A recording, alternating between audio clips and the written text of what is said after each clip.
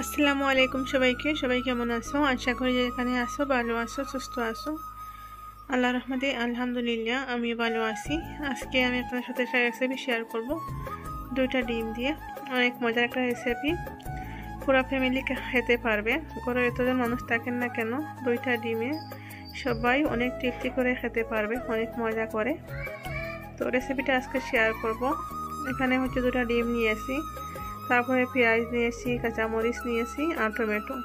তো প্রথমে হচ্ছে ডিমের অমলেট বানাতে হবে। তো এখানে আমি কিছু পেঁয়াজ আর ওই কাঁচামরিচ নিয়েছি, যেগুলো ছোটো ছোটো করে কেটেছি সেগুলো। আর এখানে হলুদের পাউডার, মরিচের পাউডার আর ধনিয়া পাউডার দিয়ে দিয়েছি, একটু একটু দিয়েছি। অমলেট বানাতে যতটুকু জরুরত লাগে সেইটুকু দিয়েছি। আর হচ্ছে একটু আদা রসুনের পেস্ট দিয়েছি। ডিমের অমলেট বানাতে আদা রসুনের পেস্ট দেওয়া হয় না, কিন্তু আমি এটা রান্না করব পরে, তাই আমি দিয়েছি। আপনারা চাইলে এটা স্কিপ করতে পারেন। তো এখন ডিম দুইটা দিয়ে দিয়েছি, দিয়ে ভালো করে ফেটিয়ে নেব। আর মশলা অমলেট বানালে আদা রসুনের পেস্ট দিলে ভালোই লাগে খেতে। তো এগুলো ভালো করে ফেটিয়ে নিচ্ছি আমি। অনেক মজার একটা রেসিপি, একেবারে সিম্পলভাবে আর কম উপকরণ দিয়ে একদম ঘরের সবাই অনেক মজা করে খেতে পারবে। মাছ মাংসের থেকে মজা হয়। এই রেসিপিটা আপনারা দেখে একবার হলে করবেন। তো এখানে আমি ডিমটা একটু চ্যাপটা করেছি। তো এটা হয়ে গেছে, এভাবে আমি উল্টে দিয়ে আর এখন একটু ছোটো ছোটো করে পিস করে নেব। এটা যত ছোটো করে পিস করা হবে ততই মজা হবে খেতে, তাই আমি এটা এখন পিস করে নেব। এই যে চামচের সাহায্যে আমি এটা ভালো করে ছোটো করে পিস করে নিচ্ছি। তো কড়াইতে থাকা অবস্থায় করে নিচ্ছি। এই যে দেখুন আমার ছোটো ছোটো পিস করা হয়ে গেছে। এখন একটা প্লেটে নিয়ে নেব। তো অমলেটগুলো প্লেটে নিয়ে নিয়েছি, নিয়ে এখানে আমি তেলের মধ্যে জিরা দিয়ে দিয়েছি, দিয়ে এখন হচ্ছে কাঁচামরিচ আর পেঁয়াজ দিয়ে দিয়েছি। এগুলো দিয়ে ভালো করে নেড়ে ছেড়ে পেঁয়াজগুলো যখন একটু সফট হবে তখন আদা রসুনের পেস্ট দিয়ে দেব।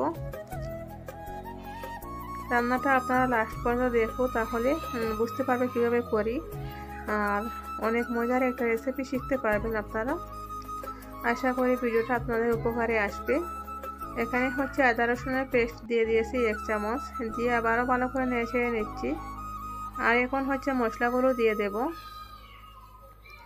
তো এখানে দিয়েছি মরিচের পাউডার 1 চামচ, হলুদের পাউডার আধা চামচ আর ধনিয়া পাউডার আধা চামচ দিয়েছি, দিয়ে ভালো করে নেড়ে ছেড়ে নিচ্ছি। এখানে একটু পানি অ্যাড করব, না হলে মশলাগুলো পুড়ে যাবে। তো লবণ দিয়েছি পরিমাণ মতো, দিয়ে একটু পানি দিয়ে দিয়েছি। পানি দিয়ে এগুলো ভালো করে কষিয়ে নেব। ভালো করে কষিয়ে তারপরে হচ্ছে এখানে টমেটো দিয়ে দেব। তো একদম ভালো করে কষিয়ে নিচ্ছি আমি। যে কোনো রান্নাতে মশলা ভালো করে কষিয়ে নিলে রান্নাটার টেস্ট একটা আলাদা মজা আসে, মজা লাগে খেতে। তো এখানে হচ্ছে টমেটো দিয়ে দিয়েছি। এখানে আমি 3টা টমেটো নিয়েছি। টমেটোগুলো আপনারা দেখতেই পাচ্ছেন ছোটো ছোটো করে কেটে নিয়েছি, ওগুলো দিয়ে দিয়েছি। আর 2টা ডিমে আমি একটা বড় সাইজের পেঁয়াজ দিয়েছি, আর 3টা টমেটো, 2টা কাঁচামরিচ। আর মশলা তো আপনাদেরকে বলেই দিয়েছি কতটুকু দিয়েছি। টমেটো দেওয়ার পর আমি কিছুক্ষণ রেখে দিয়েছিলাম। তবে যে পানি দিয়েছিলাম সেই পানিগুলো শুকিয়ে গিয়েছে, আর এই যে টমেটো সিদ্ধ হয়ে গেছে। এখন হচ্ছে আমি ডিমের অমলেটগুলো দিয়ে দিয়েছি, দিয়ে এগুলোর সাথে ভালো করে কষিয়ে নেব। ভালো করে কষানো হয়ে গেলে এখানে একটু পানি অ্যাড করব। এই যে অনেক সুন্দর করে ভালো করে কষিয়ে নিচ্ছি, আপনারা ভালো করে দেখলে বুঝতে পারবেন। তো এখানে হচ্ছে একটু পানি দিয়ে আরও একটু কষিয়ে নিচ্ছি, নিয়ে পরে আরও একটু পানি দিয়ে দেব। এরকম একটু একটু করে পানি দিয়ে দিচ্ছি।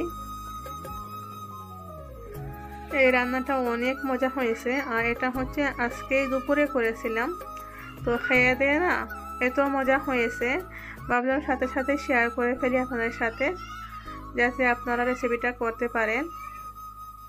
তো এখন আপনাদের রেখে দিয়েছি। তো কিছুক্ষণ রেখে দেওয়ার পর এটা ফুটে উঠেছে।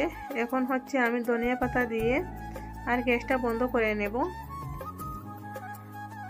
ধনিয়া পাতা দিয়ে দিয়েছি। তো এখন গ্যাস বন্ধ করে নিব, নিয়ে তারপর একটা বাটিতে আপনাদেরকে পরিবেশন করে দেখাবো। এই যে দেখো, কিছুক্ষণ পর ঢাকনা সরিয়ে নিয়েছি আমি। যে কোনো রান্না গ্যাসটা অফ করে ঢাকনা দেখে রেখে দিলে কিছুক্ষণ পর কালার অনেক সুন্দর আসে। এই যে একটা বাটিতে আমি নিয়ে নিচ্ছি। তো এই যে দেখো রান্নাটার ফাইনাল লুক।